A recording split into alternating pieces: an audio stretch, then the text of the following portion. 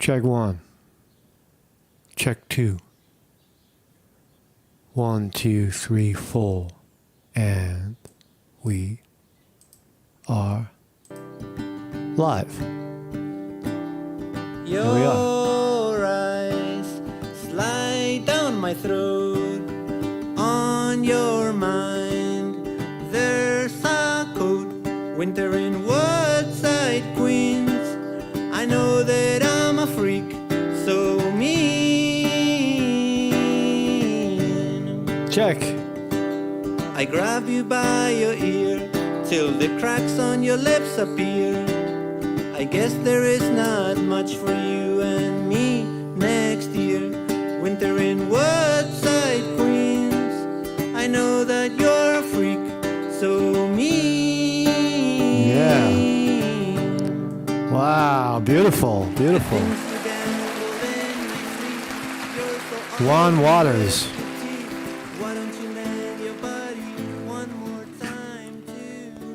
Nerd folk. This is nerd folk. Bob Dylan is rolling in his almost grave. Frozen feet make me wanna keep staring at you till my heart. One instrument, one voice. Winter in woods. Old-fashioned. I know that we are What more? friends, so What more do you need? mean. Beautiful, beautiful. Love this guy. Love this guy. Juan Waters, live as KEXP. Thank you so much for playing for us and showing us your wonderful music and your red turtleneck. Your red turtleneck. Thank you. Welcome, everybody, to the program. My name is Mark Sconti with covering this fascinating story in America's breaking story, defining what is bribery? What is extortion at the government level? Quid pro quo, sometimes legal, sometimes illegal. When you're extorting and putting money in your pocket, at what point does it become illegal? I would say, arguably, when you say that you have no involvement in anybody's business dealings, and it turns out that you are the center of every business dealing.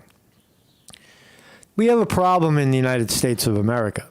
Bernie Sanders, love him or hate him, educated many, many millions of young people about the problem of money in politics, where money corrupts, and a lot of money corrupts a lot of corruption. Right? The more money you give, the more corrupt it becomes. And in those dealings, you notice people like Devon Archer get thrown in jail. A lot of them die. You got to also wonder about Joe Biden's integrity. Joe Biden put his son. Think about this for a second. We're gonna listen to Devon Archer discuss what his view and his experience dealing with the Bidens and their extortion, burn and churn operation. Right? But you got to ask yourself, what kind of person is Joe Biden? Putting his son, Hunter Biden, right, in harm's way. Hunter Biden is out in the Ukraine and in Russia, right, dealing with very, very powerful, wealthy people, right?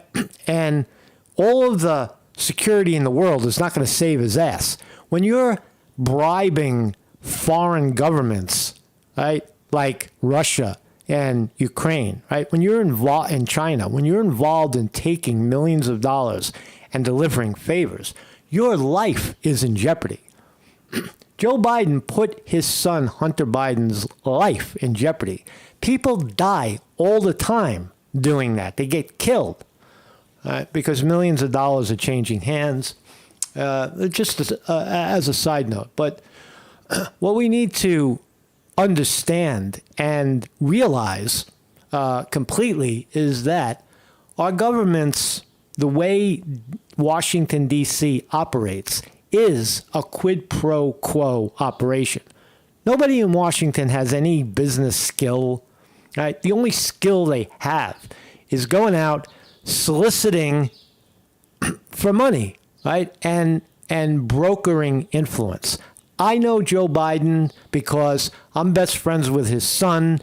And if you give us our company, bullshit company, money, we'll get you influence, right? Now, that is solicitation, and the deliverance of the money is bribery, right? It's also, I mean, if for the person doing the bribery, giving the money, that's bribery. That's pretty clear, right? I give you money, and you use your influence to your government influence. You are government. You are the vice president of the United States, right?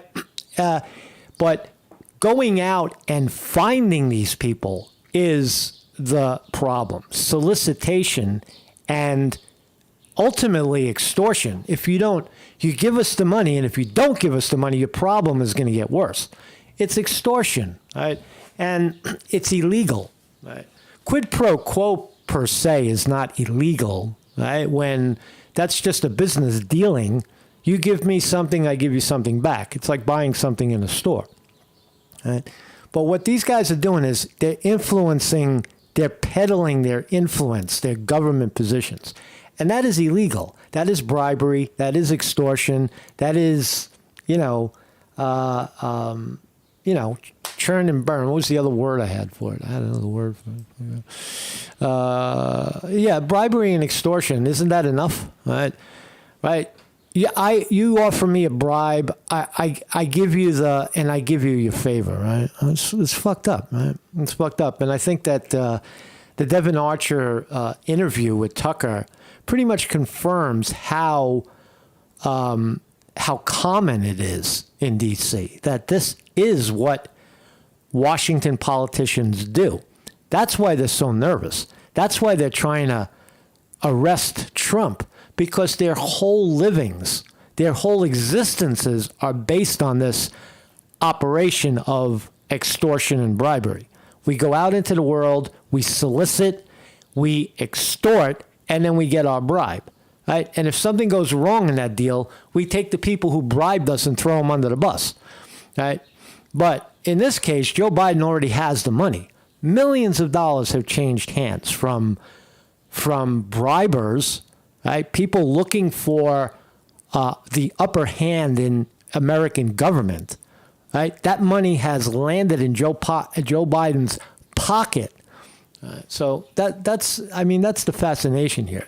Bernie Sanders pointed out how corrupt the money is in politics. He used Hillary Clinton as the example of that, right? And we saw this, how money flows in and favors flow out. Right? But again, Joe Biden, they're doing this on the foreign soil, right? With alleged, bad adversaries, right? They've been saying Russia's the fucking devil for the last 60 years. Right? So why are you taking their money? Why are you out there soliciting for influence? Russian oligarchs, people with a lot of money, because that's who you took the money from. Burisma would be the example, a gas and oil company in Ukraine. And what happens when you don't play ball? Where's the extortion part of that deal, for example, in Ukraine? When Zelensky allegedly sided with Trump and said, oh, no, that was just a basic conversation. What did the Democrats do? They threw Zelensky and Trump under the bus, right? Under the bus, and Russia invades Ukraine in the power vacuum, right? Right? You either do as we say, or we'll fucking sink your whole country. Right? That's what happened. That's why Ukraine collapsed, because of this very dealing right here. Joe Biden's son, Hunter, is out there soliciting money, right? And when he got caught by Trump, right, they vilified, they used their executive power, right, the deep state power to destabilize Ukraine, right? Take away Ukraine's power. And then when Ukraine collapsed, now we got to give them $1 billion, right? And the military industrial complex loves that. Oh, yeah, we created a fucking mess. That's why big business likes guys like Joe Biden, because they don't really know what they're doing. They don't know anything about business or any of these things. Trump, on the other hand, does know something about business, and he's telling you what they're doing. They're selling their influence. They have nothing else to offer.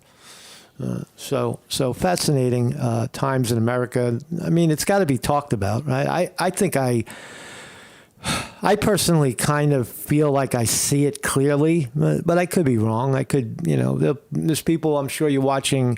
If you're watching this program and you disagree with my, point of view, you'll say, well, I'm a misogynist and a racist and a white supremacist and a fucking toothless, mother effer or something, right? But the reality is that this is clear what's going on here. So this is my thumbnail today. Tucker Carlson sits down with the great Devon Archer. I hope he stays alive. Devon Archer's problems are just beginning. He is now not only throwing and/or blowing the whistle on the of Joe Biden and his son, but he's blowing the whistle on the entire Washington D.C. quid pro quo extortion solicitation operation that is the United States of America. How do we rid ourselves of this evil? Well, again, it's simple. You have to forcefully make bribery illegal again and get the money out of politics. You've got to prosecute people that do these things. Right? You have to push back on it, right? Not the other way around. Have more money. More money is more speech, right? So that's what we're talking about. So we're talking about today, and my name is Marcus Conte. I have a website every morning at 9 a.m. Educational, philosophical, intellectual, spiritual inquiries into the world we live in. No finger pointing here, just trying to understand and comprehend our legal system, our political system, our medical system, right? Where money speaks, right? Forget about truth.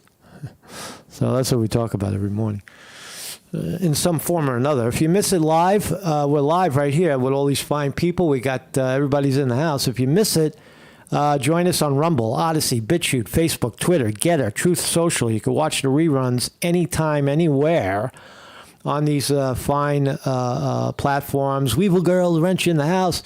William R. Hall, Seti, good morning. Justin Falzone, Mad Cow Marcus here, Cass Philly Camden, Spirit Child, and to everybody else who's lurking, McKill Sly in the house, Champs, Jim Gerard, welcome, Chris Milk, everybody is here. Good morning, everybody. So just dive in, man. Fucking dive in. So, did you guys see this video? It happened a few days ago and I didn't play it, but you want to watch, this is kind of sad, and I don't know if it's sad, but it is reality that we all get old and we forget and we don't know what we're doing at some point. When we hit 80 and 85 and 90, we have these episodes of brain freeze and senility kicks in.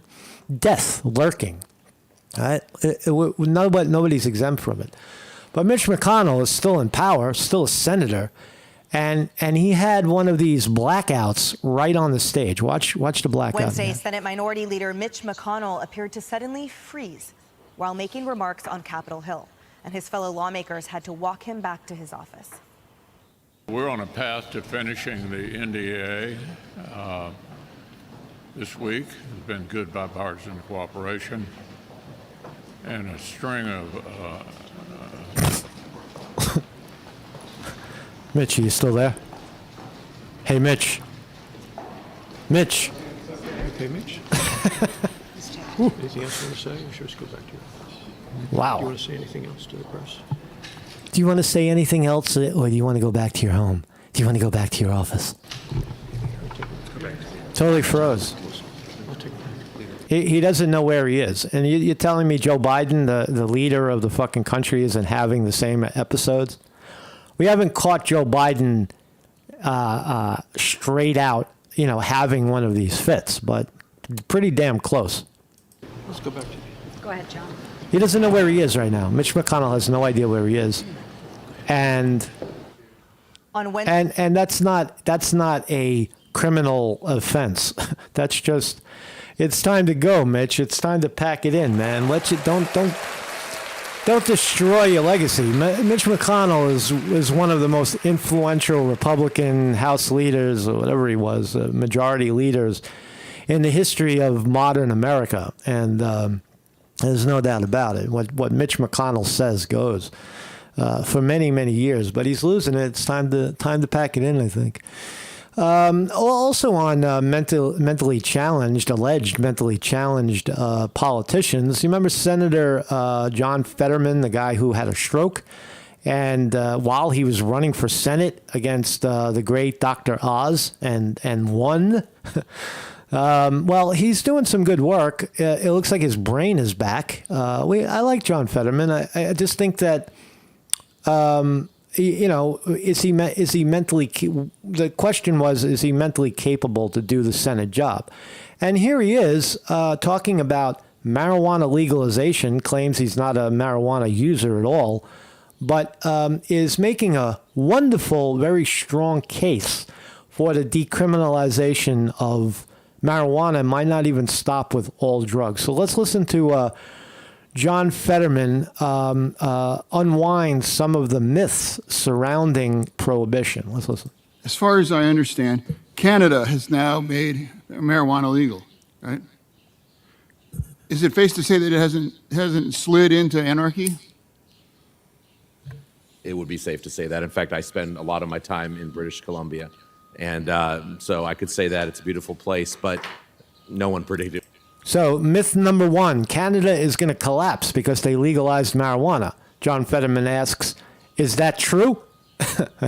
And some jerk-off doctor is going to say, well, not really. It slid into anarchy. It's just seen some increases in use. It's seen some DUI issues. It has seen the doctors of Ontario and Quebec call for more awareness on high-potency THC given emergency room admissions. So in other words, high-potency THC admissions. Right.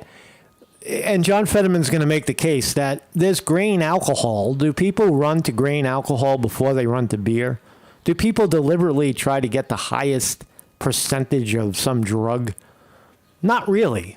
Right. That's also a myth. Oh, the weed is too strong, so therefore. Right? No, I do imagine, though, doctors see quite a bit of psychoses, marijuana-induced psychoses.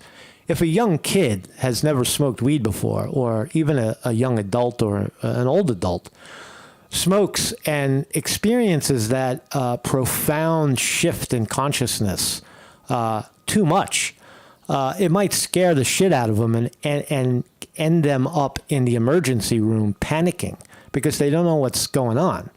Right? That's common, but it's certainly not life-threatening. In fact, there's spiritualists that are saying, good, that's time to lay down and relax, right? And shake it off, right? But it's okay. It's okay. Well, that part's not okay. Okay. That part's not okay. You know, but it's not slid into anarchy. so- You're right. So Canada has not slid into anarchy as previously thought. Let's continue. And then let me just say, with respect, so I know obviously you oppose legalizing marijuana, and I presume because you believe that it's dangerous and it could Right. result in a lot of deaths, right? Right. It's one reason. Yeah. Right. Well, what's all right? So what's your other reason? So how many annual deaths for alcohol Right. use is called? There are about 120,000 annual deaths for alcohol. 120,000. Yeah. We agree with that. That's actually about right. How many deaths does cigarettes have in America every year? Yeah, still about 400-some thousand. Our legal drugs have many more, kill many more people than our illegal ones, partly because they are fueled by a for-profit addictive industry that I know, Mr. Chairman, I appreciate your work on this, fighting big tobacco for so long. Our legal drugs kill a lot of people because they're advertised and promoted in a system that So in other words, rewards though, lobbying. alcohol and tobacco should be made illegal then. Well, we're stuck with them because of their culture. Wait a second. They kill more people than the one you're saying kills people. So, But no, because there's too much profit in it, we can't make it illegal. That's what the doctor is saying, right? John Fetterman makes the case. Alcohol kills more people than weed. Tobacco kills more people than weed, but so we should make them illegal, right? And the doctor backsteps. Well, and tobacco should be made illegal then. Well, we're stuck with them because of their cultural, where they've been in our. Because it's addictive. It's addictive, and there's a lot of profits on that. And then also another question is that how many people have died of aspirin? Many. A few thousand a year, maybe. 3,000, yeah. Okay. So you were just talking about THA just a few earlier. Yeah. So how many people have overdosed from TH death? Well, overdose. There's a difference between overdose and overdose. Watch the doctor backpedal. How many people have died from marijuana overdose? Then the answer is 0. Nobody dies from marijuana overdose. You may think you're going to die, but you don't die. It was death. Yeah, Overdose. any We have deaths. probably hundreds of thousands of overdoses. What qualifies as an overdose? Someone having a bad trip? Not necessarily resulting in death. Tobacco doesn't provide an overdose. Well, the answer is death. 0. That's a lot Tobacco of words is to also say 0. 0. Yes. Right. Tobacco, that's a good point the doctor makes. Tobacco has a 0 overdose rate. Nobody overdoses smoking too many cigarettes. You get nauseous, you throw up, and that's the end of it, I guess. Senator, tobacco is also Because 0 overdose. Zero has, and that's my point. But And you thousands of deaths from drugs. Sir. So and it's like, see, you talked about THC, say that this is not my grandpa's weed or whatever. But from my standpoint, it's like, have you know what grain alcohol is? He's going to make the case for grain alcohol. Watch this. Because it's sold in Pennsylvania state store, and I don't know anyone that walks in and is oh my God, I ended up with grain alcohol instead of this red bottle of red wine. Yeah. People can understand that as well too. Yeah. And again, that seems like it. So, and I don't use marijuana. It could be made tomorrow. It could be made legal tomorrow in Pennsylvania, and I'm not going to. Good. Just like I'm not going to use tobacco. And I'm just saying I support the SAFE Act. But if we just made it legal, we don't have the special safe beer, act or anything. We just need to make it legal. And Right. So, what I'm saying to you, and I'm going to save you the last minute here, is that I just believe it's freedom. I believe it's a freedom issue for people, and I believe that it's making the legality. And I've been given hundreds and hundreds of people pardons, because of having their lives ruined by having a BS. A BS. John Fetterman is back. John Fetterman is firing on all cylinders again.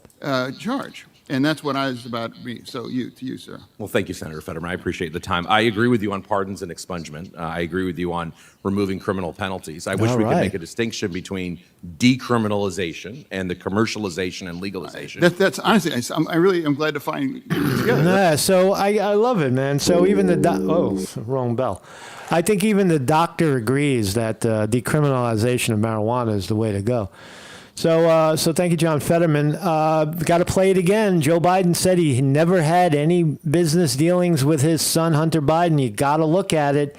It is illegal. It is solicitation. It is quid pro quo. It is bribery. It is extortion. Let's listen. Joe's knowledge of these deals is stacking up, despite his repeated denials in the past. Here's a quick reminder. Mr. Vice President, how many times have you ever spoken to your son about his overseas business dealings? I've never spoken to my son about his overseas business dealings. I have never discussed with my son or my brother or anyone else anything having to do with their businesses, period. And what I will do is the same thing we did in our administration. There will be an absolute wall between personal and private and the government. Do you stand by your statement that you did not discuss any of your son's overseas business dealings? Yes, I stand by that statement. I did not know he was on the board of that company. I've never discussed my business or their business, my sons or daughters. I never discussed a single thing with my son about anything having to do with Ukraine.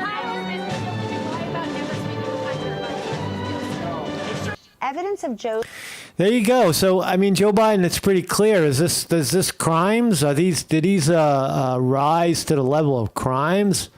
And where's this guy? Where's fucking Obama and his darling wife while all this is going on? Because if Joe Biden was doing it, Obama had his hand in the kitty too. How much was Obama getting from Biden, or was Obama cutting his own deals, right? And what happened to the cook that died in Obama's fucking backyard last week? What did he know? What did the chef? What did Obama's chef know that merited him going out on a paddleboard in Obama's backyard pond and getting whacked? What did he know? Something. We're going to look at this interview in a second, but I just want to. So Joe Biden has no idea of any of these things.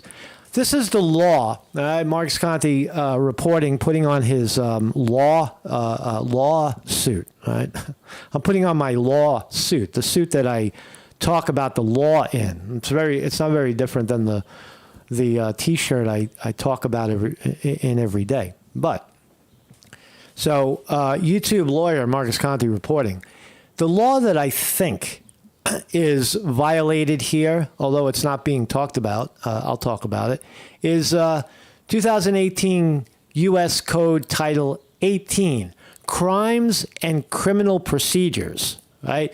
Embezzlement and theft. Now, listen to what it is. Let's remember what theft and bribery and extortion and quid pro quo is. Let's remember what these things are. Let's understand the meanings of these things.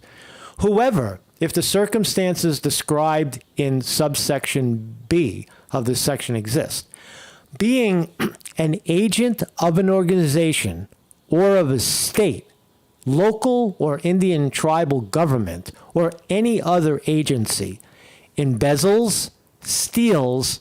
Now, is Joe Biden, is Hunter and Joe and Devon part of a state organization? Yes, absolutely. They are working in cahoots with Joe Biden, the boss.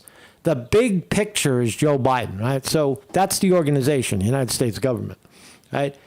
Being and this also spills over into treason, which you're not supposed to be haggling and putting money in your pocket, taking money and delivering foreign favors through the back door. Right? You're not supposed to do that. We have diplomatic channels for people to try to get their voices heard.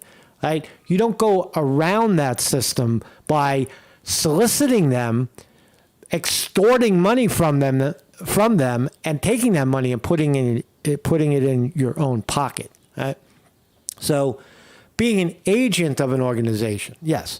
Embezzling, stealing, obtaining by fraud or otherwise without authority, knowingly converts to the use of any person, blah, blah, blah. Stealing, embezzling, and fraud, the value of more than $5,000, right? Is Joe Biden and his kid responsible for making more than $5,000? Abso-fucking-lutely. Hundreds of times more than that. Millions of dollars.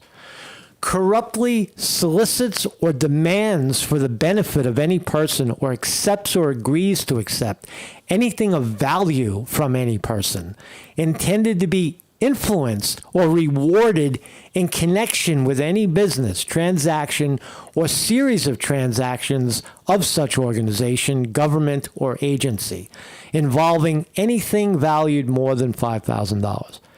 Right? Influence. Buying influence is illegal when you are a government official. That's the fucking big thing right now. Not did Trump fucking hide a box up his ass at Malago, because nobody cares about that and it doesn't mean anything. Right? This is what you need to look at. This is the money in politics. This is how it operates. The Biden brand. Right? Corruptly gives, offers, or agrees to give anything of value to any person with intent to influence or reward an organization or state, an agent of an organization or state, or any agency thereof in connection with any business transaction or series of transactions, more than $5,000. So you can see very, very clearly that what the Bidens are doing, right, and certainly Hillary Clinton and the rest of the bad bunch are doing is this. It's theft, it's bribery, it's extortion, it's putting your boot on someone's throat until they say, yeah, maybe we'll give this guy $20 million and he'll take the boot off our throat and he'll make us prosper, right? And that's what Joe Biden was doing, delivering. He was taking the money illegally in this fashion, right? And then making and delivering on the fucking promise, right? But Joe Biden says, I have no idea what you're talking about. You heard him say it 5 times in public. I don't know what you're talking about. Hunter Biden is my son. I love my son. But never says, I have no idea what he's doing with his business. No, you do, Joe. You do, Joe. Because his business is your business. Yeah, he's a smart guy. He went to a big fucking MBA school or whatever he did. And he knows a lot of rich people. But he's out there soliciting dangerously out in the fucking Ukraine and Russia where he could get whacked. You remember what happened to Khashoggi? Right? He betrayed the Saudi government and they chopped him into pieces. They invited him to the embassy in fucking Turkey. Right? The Saudis did. Come to the embassy in Turkey. The Saudi embassy in Turkey, we want to talk to you. And when Khashoggi got there, right, he was a traitor. And they chopped him up. Right? He was out there soliciting and wheeling and dealing. I say Hunter Biden and even Devon Archer put themselves in that same position. And Joe Biden knows that. Joe Biden knows the body bag. Joe Biden knows how people get whacked all the time. And he put his son in harm's way doing that. No doubt about it. That's why Hunter was out there smoking crack and banging hookers. He couldn't live with the fact that his father put him in harm's way. So anyway, we want to definitely know where these guys are right now. Let's fucking. So let's listen to Tucker Carlson kick it with Devon Archer. What were the specific skills that he brought to clients? Well, at the end of the day, he had a career in Washington. Yeah. Graduated Yale Law School and had a very big network in D.C. and brought that know-how and understanding of D.C. and ultimately the Biden brand. The know-how, so as far as I could tell, he wasn't doing legal work. Correct. He wasn't in the counsel's office at Burisma, right? No. So the network and the Biden brand sounds like the kind of key component of Absolutely, what yeah. he was bringing. Yep. Do you think that he would have been in those businesses? I think the big takeaway from this interview is you gotta watch how matter of fact Devon Archer talks about how money flows in D.C. That what they're doing is not uncommon. It's the center of what they do. Lobbyists, people that solicitators run out into the world and try to sell influence, try to get in the middle of deals so that they can profit from it. In addition to the two parties, they're brokering these deals, right? Is not having a business background without. And the point I was trying to make is that Devon Archer makes it seem like it's just business as usual, which it is. His father being in a government position. It's hard to speculate in those regards. I mean, Yeah. I think when we initially met and he talked about his advisory business, his business that needed to transition from lobbying to advisory and the interest in private equity, it seemed like a new and interesting network for us to expand our business. So there it is. Devon Archer meets Hunter Biden. They go into business together. Devon Archer knows what they're doing. He knows that they're out there trying to, create this bullshit business of combining political influence and fucking, backdoor equity deals. It's all nonsense, right? It's influence peddling. That's what it is at the center of it. And it's illegal. It's illegal for Joe Biden to be doing it.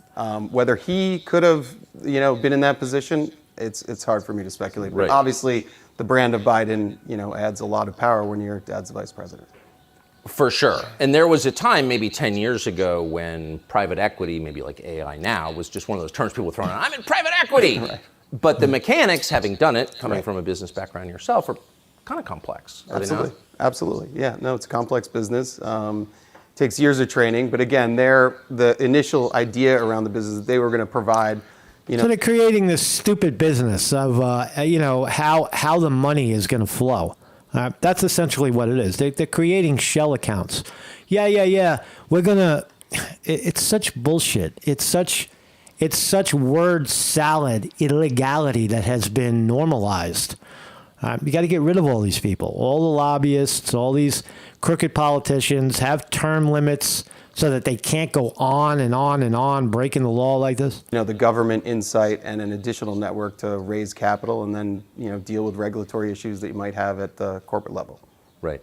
Regulatory issues. Exactly. Okay, so that would be more his area. That would be his. Oh, you got a regulatory issue. Oh, my father's the vice president of the United States. I can help you with that. You give me $20 million, put me on the board of your fucking stupid company. Right? Wink, wink. I'm on the board of your stupid company. You give me $20 million and I make your regulatory problem go away. I fix your regulatory problem by calling my father on the phone. I'm putting him on speakerphone and making everybody happy. Right. But did he have a sophisticated understanding of regulation? I think that he led a team that had a. I have to yell out the window to get this dog to shut up. There's a barking dog like fucking 10 feet outside my window. It's crazy about Pennsylvania, man. Why do people lock their barking fucking animals in the house, right? And just bark all day long. Like the dog is fucking miserable, man. The dog's got to go to the bathroom, but I don't understand people and their barking animals. Most dogs, if dogs love you, they don't bark. They don't fucking throw fits. Fix your dog, man. Sophisticated. Okay, because I lived in Washington a long time around a lot of regulation. Also, a very complex area. Absolutely. I think you got to be an expert in knowing the guy, and he was the guy that was the expert in knowing the guy. He was an expert in knowing the guy. Right. And who was? He was an expert in knowing the guy. My neighbors, by the way, they're like, probably, why is this guy screaming out the window at 9:00 in the morning? I do that often, just to tell him who's the boss. The guy he knew. Well, he knew a lot of people, but obviously there was some familiar, his brother, his father, some of his father's siblings. So he knew a lot of people. And obviously I know you're pointing to, the father being the key relationship. I'm just trying to get a sense of, Washington's not a money town. Right. People aren't in business in Washington. That's right. For the most part, and most people don't have business skills that I've noticed in 30 years of living there. So really the business of Washington is selling access. That's what it looked like That's to me. right. Not just Hunter Biden, but I think that's one of the core misconceptions. I mean, it seems like when understanding a regulatory environment means selling access at the end of the day. Selling access at the end of the day. Devon Archer is telling you what they're doing. Regulatory organization, you want my help making your regulatory problem to go away? It's not because I'm an expert in regulatory law. No, it's because my father is the vice president of the United States, and he is sitting next to the first black president, Obama, and they're trying to grab as much money as they possibly can while they have their 4 or 8 years in office. That's how I interpret it, and I think that's how most. We'll give you a favor. Give us the money. Will you get your favor? That's just the way it works. People in Wall Street, whether they admit it or not, interpret it. Yeah. So we've got a complex business that intersects with government. We need a guy who knows it. Right. How do I, deal with getting a guy a visa that needs to come over for a business deal? Right. Call our lobbyist that knows the guy in DHS or used to work in DHS, or call Hunter Biden's father, and Joe Biden will make it go away with one phone call, not even with a nod. Get the guy on the phone who needs to make this happen, and it'll happen. That's how it works. In Customs and Border Patrol or the people at the embassy and state, they might be able to help. So there are very tactical elements that are regulatory and compliance and governance that you have to go through, and you got to know the guy that worked at the old agency that now has the lobbying firm that can go back to the agency and get things put to the front of the line. So the reason I'm asking this is because it's not to give the Bidens a pass, hardly, but when people say, well, there's some question about whether Hunter was trading on his father's name, if you live in Washington, like that's the whole city right there. Right. I think. Right. It's the whole city, right? For the listen to what they're saying. For Biden to turn around and say that this is not what we're doing, Hunter Biden or Joe Biden to say that is ridiculous to anybody in the Beltway, right? That's what they do. That's what they're all doing. And Joe Biden got caught, and you could see the ramification. Why take money out of politics? Well, the destabilization of Ukraine has a lot to do with this because Biden got caught doing it. He's running for president. He throws the sitting president under the bus and says him and Zelensky are involved in fucking, bribery. No, it was a government inquiry into Joe Biden's corruption. That's what it was. Into foreign lobbying, right? And then it gets spinned around, right?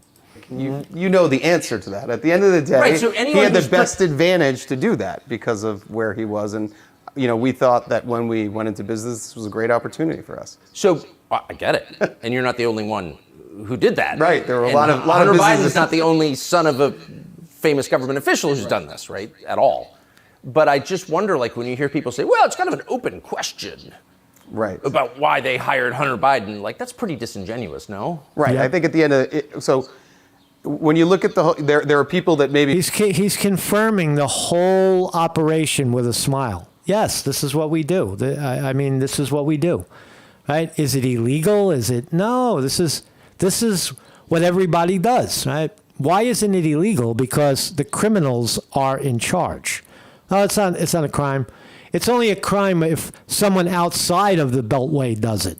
Now it's a crime. Now you go to prison. Now you go to jail. Now you're a criminal. But what we do, no. You don't understand. You don't understand the highest levels of government.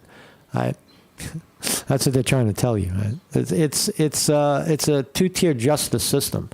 The people in power get to tell you what to do and shit down your, We were, sons or relatives or brother-in-laws of other high-ranking officials, but I think what we ran into and with what Hunter ran into was almost like an Icarus issue.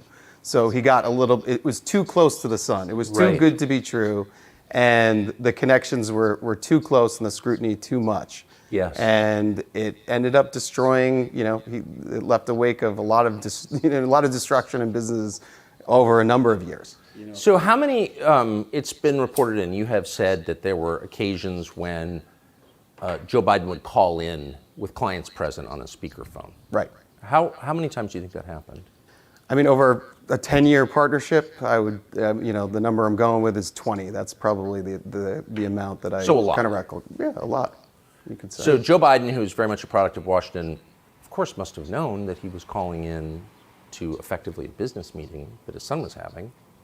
He must have understood that was kind of what his son was selling.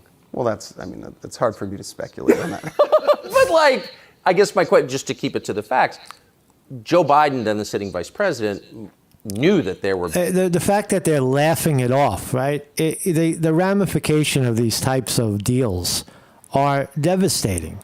They're creating a back channel in government. They're starting wars. They're fucking lining their own pockets.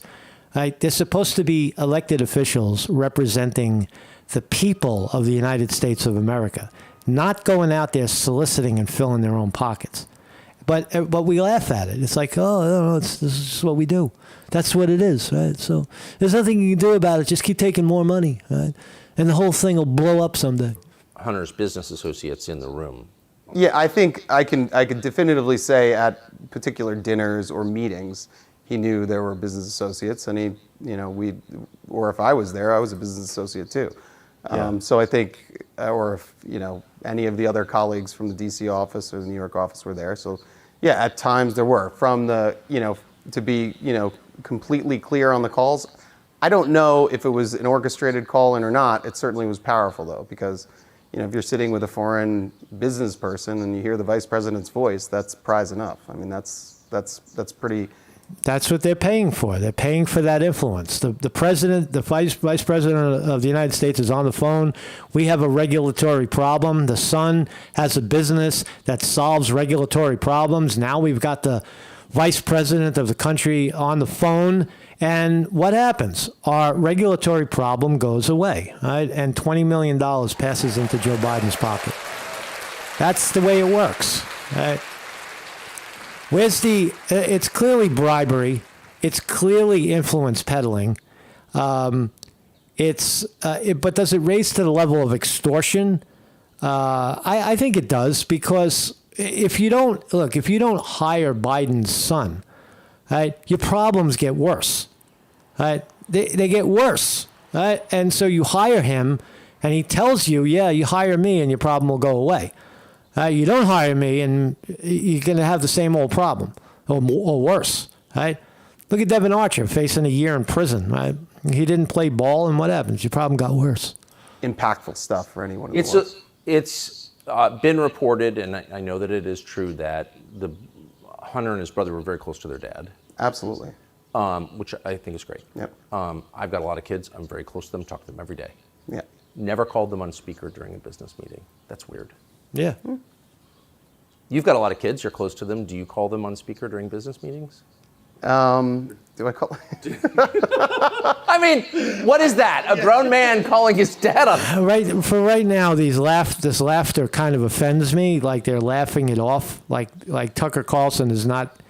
I see what Tucker Carlson is doing. It's very skillful. He's bringing Devon Archer out of himself, having a good laugh. But the laughter is painful to listen to, because they're laughing at a very, very, a giant fucking hole in the way we do business in America, and this business of bribery. On a speakerphone during a business meeting. Right, and to be clear, sometimes it was the call was coming in and the speaker would go on. So it's just the president. You have to be. I mean, you understand DC, right? So the power to have that access and that conversation, and it's not in a scheduled conference call, and it's a part of your family. That's like the pinnacle of power in DC. The pinnacle of power in DC. That's what it is, right? Joe Biden calls in or gets called in, and that's the pinnacle of power. Here's your influence. What do you want? I told you I got the second most powerful person in the world on the phone, my dad. And keep paying me, right? You pay me, and I assure you, we don't have to talk about the problem. We know the problem, right? And your problem will go away. 100%. I guess I'm pivoting against the lie that I'm hearing people tell with a straight face. Congressman Goldman, for example, that we don't really know what was going on. Really? You're taking a call from the vice president and you put it on speaker. It's not just, hey, Dad, I'm in a meeting with some buddies. Right. It's let me put my dad, the vice president, on speaker. Yeah. Yep. In the rear view, it's an abuse of soft power, I'd say. An abuse of soft power. Abuse of soft. I don't know if it's soft power, but it's abuse of hard power. An abuse of soft power. Interesting. When did you meet Joe Biden? Joe Biden, I met the first time. Devon Archer is an interesting guy, right? Very charming, very photogenic. He's great on video. You could see why they would bring a guy like Devon Archer into the circle. He's very charming. He's very persuasive. He's very agreeable. He's not the barking dog. He's the lap dog. It's a good lap dog. Probably at the 2000 convention. But even him, you see the problems he has now, right? He's facing, jail. Now, the same people that gave the favor, Joe Biden gave the favor to the billionaire Russian oligarchs and made their problems go away, take this guy and his problems are not going to go away. They're going to get worse. Why? Because now Devon Archer has stepped outside of the circle and agreed to talk about what we know to be true. He's just talking. He's just telling you what has seen and his experience. And for that, he's gonna suffer. I think it was in L.A. and then Boston was 2004. So those two times they probably shook hands as they. He claims he met Joe Biden about 20 times. The power circles around the you've been to them through the skyboxes, and then following that, really when our partnership started in 2008, 2009ish, conversation started. That's when I re-met Hunter and actually had a sit down and a meal with him, talked about the transition from lobbying into strategic advisory, and then kind of some type of coalescence around having a private equity fund that would have this unique access and understanding of a regulatory environment in DC. Again, got it. Right. So they're laughing about it. That's what Hunter Biden did. He set up a business to solve your, quote, regulatory problems, government regulatory problems, when his father is the head of the government. To be clear. How many times do you think you met Joe Biden during the course of your relationship with Hunter? How many times? I should have this off the top of my head since I've been asked so many times. 20. Probably, same thing, 20. So I got one last question for you, and we'll do a much longer interview and get the entire story. But we found this letter, kind of amazing. It's from January 20th, 2011, which I think puts you in your late 30s, mid to late 30s. Right. Okay, so you're a younger man. This is from the Vice President of the United States, Joe Biden, to you personally, and it's personalized here at the bottom. Devon Archer, Rosemont Seneca Partners, that was your partnership with Hunter Biden in Georgetown. Dear Devon, I apologize for not getting a chance to talk to you at the luncheon yesterday. I was having trouble getting away from hosting President Hu Jintang, who was running China at that point. I hope I get a chance to see you again soon with Hunter. I hope you enjoyed lunch. Thanks for coming. Sincerely, Joseph R. Biden Jr. P.S. Handwritten, happy you guys are together. So Joe Biden says he never had any dealings with Hunter's business partners. There he is he's inviting Devon Archer to join his son Hunter in this new venture of finding people in the world who have regulatory problems and turning it into equity for us. So there are many levels here. But here's the Vice President of the United States saying to you, a man in his mid-30s, who's not a government official, I'm sorry I was occupied with the guy who runs the world's largest country. I would much rather talk to you, and thank you. What was he thanking you for? Well, first of all, it's a lovely letter, and it was... It's quite enthusiastic. It's a little weird, though, right? Yeah, well, it was kind of the beginning. Could you imagine if Trump wrote a letter like that to one of his son's business associates that was dealing in the Ukraine? Could you imagine the fucking headlines there? That Trump Jr. is on the board of Burisma, and he's taking money and giving it back to Trump, and here's the money. Could you imagine? But when Biden does it, when Obama does it, when Clintons do it, it's just the way it works, right?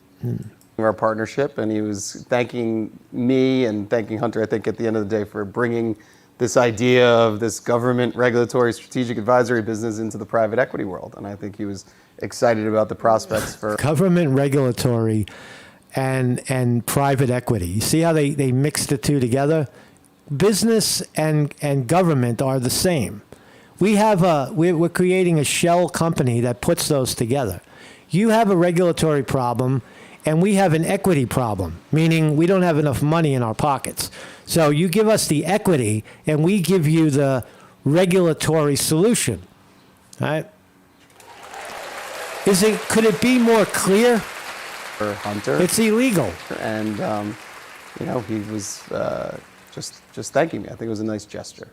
It was a nice gesture, for sure. For sure, very polite. It gets a 10 on the etiquette scale, but he's a vice president of the United States, right, and he's talking about foreign business deals with you and thanking you for that. Right. I think again, it goes back to my earlier point. I think I hit at the time. I think I hit the jackpot in finding the regulatory environment or company that can navigate right to the top. Right. But obviously as time was told, being a little bit too close to the sun ends up burning you. Being a little too close to the sun burns you, right? The sun being Hunter Biden, he got burned, right? Archer got burned because he got too close to the sun, right? That's fucked up. For sure. And it did you, and you suffered Burned. greatly for it. And this is not a criticism of you. I would think as a business guy, you use every advantage. These are not business guys. This is the Vice President of the United States. He's That's not right. allowed to be working on businesses with foreign governments while he's Vice President. No. I don't think. Not that I know of. Not that. Listen to Tucker Carlson make the point. But, obviously as time was told, You suffered greatly for the sun ends up. her. And it did you, and you suffered greatly for it. And this is not a criticism of you. I would think as a business guy, you use every advantage. These are not business guys. This is the Vice President of the United States. He's not This is the Vice President of the United States. He's not allowed to do that. allowed to be working on businesses with foreign governments while he's He's not allowed, and here's the law that prevents him from doing it. It's Title 18, 18 USC 666. That's funny. It's 666. But these are the laws that they're breaking. If you care to look at it. Vice President. I don't think. Not that I know of. But here he is. Right. Amazing. We'll be back. Devon Archer, thank you. Wow, what a great interview. What a great interview. Devon Archer is going to need more than Secret Service protection. Devon Archer is going to need the only thing that might save him from accidental death. I would say to Devon Archer, definitely don't go visit the Obamas or you'll end up dead in the pond. Don't try to get advice from the Clintons or a dumbbell will fall on your throat and kill you. And the rest of the bad bunch. How many, death. Markets are open. Oh, my God. So we had a bad day yesterday. I'm not happy about that. Stocks fall, yields pop. It looks like it's paring the loss. Maybe we've bottomed out on this. The meme stocks are up. Rivion's up 23 cents today, coming back a little bit. Tilray, $2.36. Oh my God, what a run that thing had. Still going. And TQQ is the TQQQ down today on the news that Fitch, the agency that grades U.S. debt, downgraded U.S. debt from AAA to AA+. And word on the street this morning is, who gives a shit what Fitch says? It's just a fucking opinion. So Wall Street's gonna, I say they'll blow it off and shit will go back up. Let's look at, Amazon today will report earnings up 43 cents. That's big. Apple down 80 cents right now, also going to report earnings at the close. Those are the two big reports today. Apple and Amazon will report their earnings. If they beat it like Google did and Facebook did, the markets will rally. There is a rumor that Apple has produced less iPhones in this quarter, and that may have an effect on that part of the revenue. But Apple is also very, very, very aggressive right now in the AI technology race. Fuck iPhones. Let's go for AI. All right. So I think, I don't know, Apple always goes up. I had a friend in 2008. He says, just buy Apple. It always goes up. In 2008. And he was right. He's still right. If you're out there, I forgot his fucking name. Good friend of mine. 2008, I haven't seen him in years. Gary, if you're out there and you even remember who I am, man, you were so right about fucking Apple, man. That shit just keeps going and going. But anyway, so what else is up and down? Holy vaccine stocks. Holy vaccine. Pfizer down 18 cents. Johnson & Johnson up 89. Moderna up $3.50.